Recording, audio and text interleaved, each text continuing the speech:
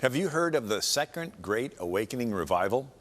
In the lawless Kentucky frontier, Reverend James McCready in a small church agreed in 1797, "Therefore we bind ourselves to observe the third Saturday of each month for 1 year as a day of fasting and prayer for the conversion of the sinners in Logan County and throughout the world.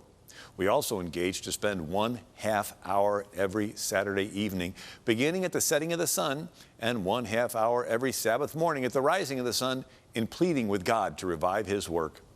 In June of 1800, 500 members of James McCready's 3 congregations gathered at the Red River for a camp meeting lasting several days, similar to the Scottish Holy Fairs, where teams of open-air preachers rotated in a continuous stream of sermons. On the final day, a mighty effusion of the Spirit came on everyone, and the floor was soon covered with the slain. Their screams for mercy pierced to the heavens. In July of 1800, the congregation planned another camp meeting at the Gaspar River. Surpassing their expectations, 8,000 people arrived, some from over 100 miles away. The power of God seemed to shake the whole assembly. Toward the close of the sermon, the cries of the distress arose almost as loud as his voice. After the congregation was dismissed, the solemnity increased till the greater part of the multitude seemed engaged in the most solemn manner. No person seemed to wish to go home. Hunger and sleep seemed to affect nobody. Eternal things were the vast concern. Here, awakening and converting work was to be found in every part of the multitude, and even some things strangely and wonderfully new to me. On August 7th, 1801, though Kentucky's largest city had less than 2,000 people, 25,000 people showed up at the revival meeting in Cane Ridge, Kentucky. Arriving from as far away as Ohio, Tennessee, and the Indiana Territory, they heard the preaching of Barton W. Stone and other Baptist, Methodist, and Presbyterian preachers. Reverend Moses Hodge described, "Nothing that imagination can paint can make a stronger impression upon the mind than one of those scenes.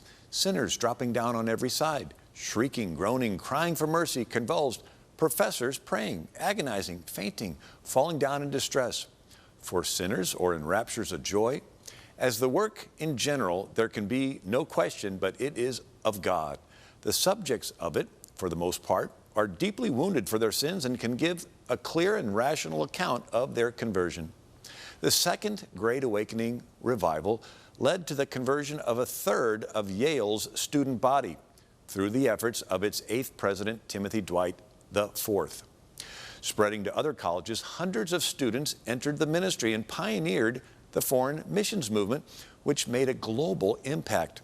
Young men and women missionaries went to the American West, as far away as the Caribbean, Burma, and Hawaii.